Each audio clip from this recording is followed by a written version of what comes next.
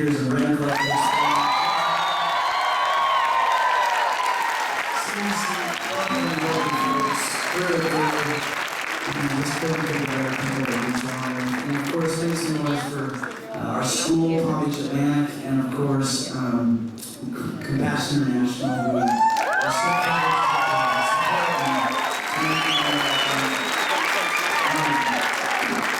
so this is like my least favorite part of the night, where we have to say goodbye. And I'm serious, y'all. Listen, I grew up, man. My dad is like hardcore Baskin, right? And I'm talking like that Larry Bird jersey. You know what I'm saying? It's not even know Larry Bird. It is like he's the best basketball player to ever play again. It's just like it's just so special. I love getting to play up here in New England. And I was trying to think like, man, what could I say? Because like, you know, New England people, you guys are like the toughest people on the whole entire planet. And hearing about these guys who finished the marathon, they just kept running to donate blood. I'm just like, everyone in Boston, it's like, don't care. I'll keep running. I'll run all the way to heaven, man. That's good, you know? And it's just so beautiful.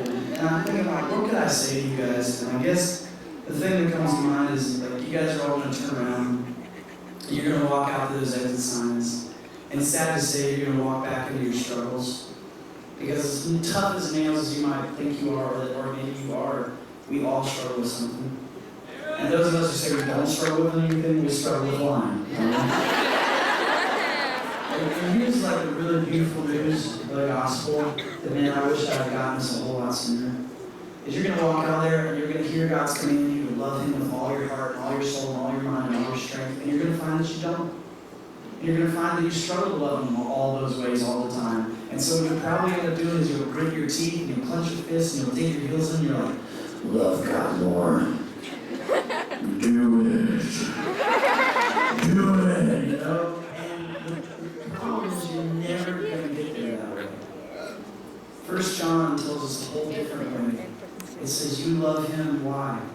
Because He first loved us. Which means, if you find a shortage of love for God in your heart, your problem is not with your love for Him, your problem is you don't believe enough that He loves you. True. And all He asks of you, the only thing He ever asks of us is to live like we're loved.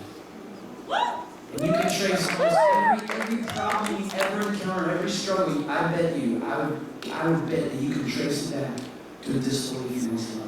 So I want you to remember this phrase as you walk out the doors tonight. Live loved. Let me hear everyone say that. Live loved. Because when you live loved, your guilt doesn't keep you down. When you fail and you fall, you go, wait, no, I'm still up, so you get back up and you rise again. When you live loved, suddenly you don't have to prove yourself anymore. You don't have to always go, see you, see me, see me, see the difference, see how awesome I am? You can take criticism when you live loved. When you live loved, you can forgive people because you extend the forgiveness that was given you. When you live loved, temptations lose their power. Because you realize when God gives you commands, He's not trying to ruin your good time. The thief has tried to switch it, right? He's like, Jesus comes to steal, kill, and destroy your fun. I come to give you life abundantly. And Jesus says, no, man, sometimes I ask you to say no to those temporary pleasures so that I can give you far better pleasure than you could ever dream of. This is the way we fight the temptation of pleasure. We fight pleasure with pleasure. You know Psalm 16:11 says, in His presence is the fullness of joy and pleasure forever. Which means God's presence, and it only makes sense if He's the creator, He couldn't make something that could give you more pleasure than Himself. And so my friends, fight the temptation of pleasure in this world with the promise of even greater pleasure in His presence. And listen, if you find that you're not experiencing His pleasure, or you're not experiencing His presence like you think you are, then just keep your eyes looking forward. And if you're not experiencing His presence now, keep your eyes focused on the promise that you're going to see Him face to face when you're